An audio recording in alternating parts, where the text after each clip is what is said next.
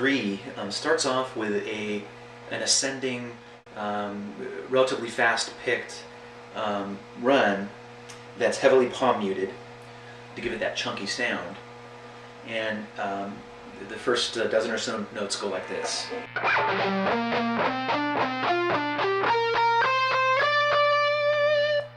Now, you may notice that I don't always jump my finger to the next string when I'm going to change strings. I actually will bar down to save time. And I think most of you will find it very economical and easier to do it that way. Because if you try to do that quick jump, and that occurs at the 7th note and the 9th note, which I'm going to show you in just a second here. So if you were to play it and always move to the next string and not bar it, it would look like this.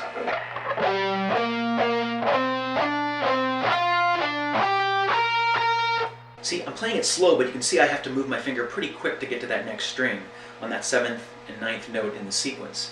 So instead, again, what I do is, instead of jumping from here to here, I'll quickly bar my finger and use this part of it to fret a note. Watch again. Now.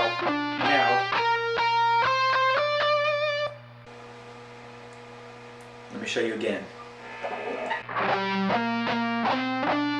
Now. So now let me play that lick as it continues through a little bit farther.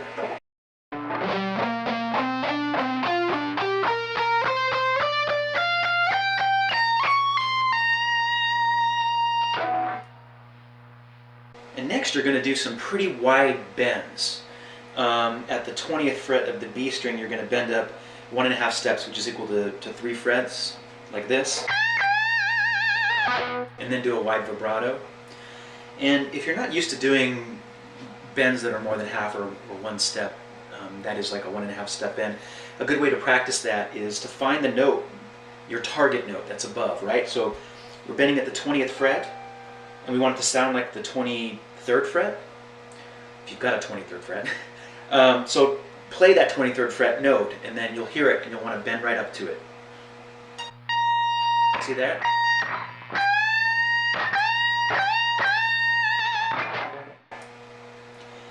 And then there's another bend at the 19th fret, the G string, where again you're going to bend up equivalent to 3 frets or 1.5 steps. But you'll notice in between those bends I incorporate the use, again, of an open string, this time the B string. I'd like to think again that this one is another unintentional note that just happens to come out as Randy's skipping from string to string. But it could have been intentional, I don't know, but given that B is not a note that you would typically find in the scales that he's using, kind of would put it kind of, I mean, you can add the B to the G minor pentatonic, and it gives it kind of a cool little bluesy addition. But I think that was an accidental note. Again, I don't think it's key that you play that note, but it's in there, so that's why I included it. Again, that open note is right here.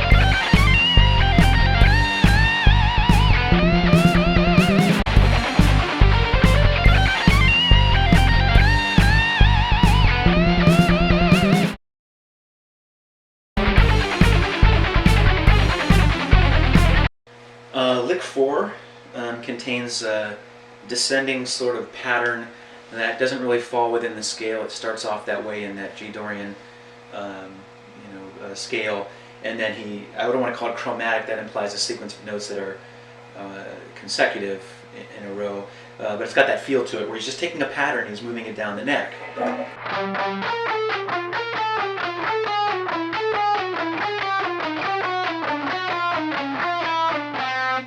And it helps to bar your finger across the B and G strings when doing that lick, to help with the speed. And normally I try to, not bar as often as I can because I don't want notes to blend together. But because you're palm muting so heavily, that kind of takes care of that for you, so you don't have to worry about the notes blending together.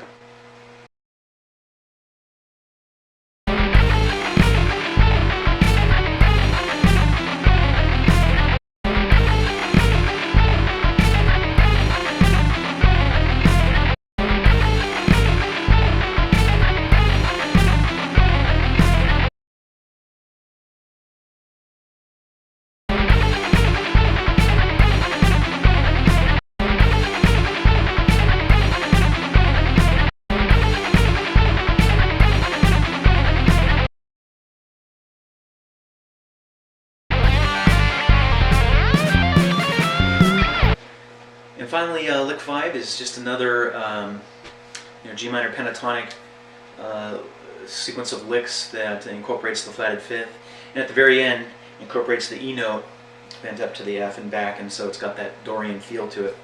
A few things I want to mention about section 5 that will help you play it faster, and it all has to do with barring the notes. Again, I said it earlier, when possible I try not to bar notes unless it makes sense. If it sounds right, sometimes it does, and sometimes you want to do it just for the sake of playing the lick fast enough. And in this case, it makes sense when you play the second and third notes of this section.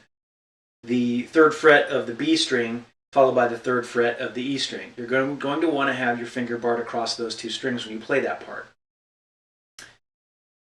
When you get to the note on the fifth fret of the D string, and then immediately after that play the fifth fret of the G string, I also like to bar across those two strings, the D and G strings, when I play that part of the lick.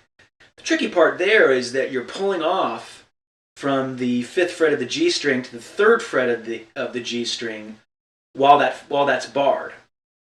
It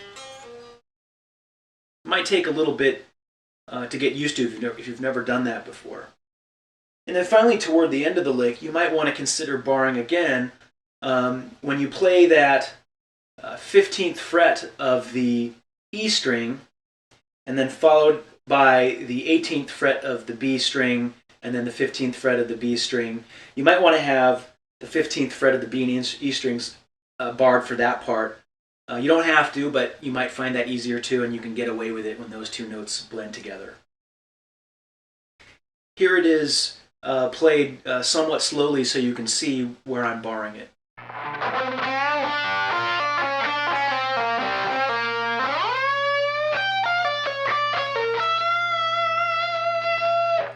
You'll notice when I slide up here to the 17th fret of the G string, I go right into the bend. You don't want to hesitate there to get the right feel.